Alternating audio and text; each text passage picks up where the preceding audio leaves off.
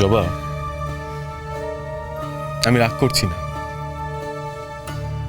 আমি আজ দেখেছি তুমিও আজকে ভালোভাবে খাওনি। আমার ভালো লাগেনি জবা। আমি বলছি না তুমি কারোর জন্য করো না, তুমি করো, তাতে আমার কোনো আপত্তি নেই। কিন্তু জবা, নিজেকে অবহেলা করে নয়। যে নিজেকে অবহেলা করে সে জীবনে কোনদিন এগোতে পারে না। তার জন্য তোমাকে স্বার্থপর হতে হবে না। আমি জানি তুমি সেটা পারবেও না, কারণ তোমার সেটা ধাঁচে নেই। আর জব, আমি এটাও জানি তুমি কাউকে অভুক্ত রেখে নিজে খেয়ে নিতে পারো না। তার উপর পরিবারে আজকে এত বড় একটা অশান্তি হয়েছে। পরিবারের একজন না খেয়ে আছে আর তুমি খেয়ে নেবে, এটা হতেই পারে না।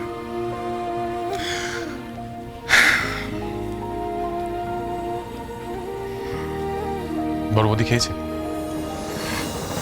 না ছোটদা বাবু, জানেন আমি দেখে এলাম পরবর্তী ডাস্টবিনের পাশে রাস্তার উপরে বসে রয়েছে। আমার দেখে এত কষ্ট হচ্ছিল যে আমি কি বলবো আপনাকে। আমি তো বলে এলাম খাওয়ার জন্য, জানি না খাবে কিনা। জবা, কষ্ট পেও না জবা, প্লিজ কষ্ট পেও না তুমি। দেখো, বড় বৌদিরা যখন তোমাকে ক্ষতি করতে চেয়েছিল তখন ভেবেছিল তোমার কি হবে? বলো, ভেবেছিল কি? ভাবেনি। আজ বড় বৌদি তার কর্মফল ভোগ করছে। তুমি বারবার তাকে ক্ষমা করেছো, বারবার তাকে সুযোগ দিয়েছো, তো সে কি করেছে? বারবার ক্ষমা চাওয়ার নাটক করেছে।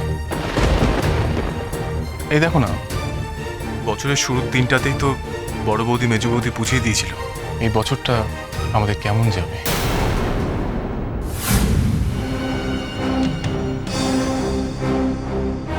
ওর এই সমস্ত অপকর্মের জন্যে বড় বৌমা আর মেজ বৌমা সমানভাবে দায়ী।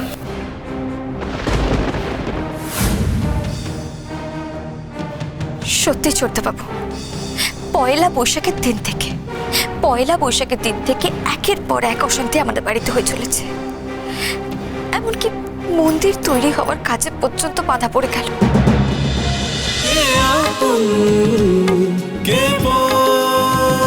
চলো চলো চলো পাল্টাই।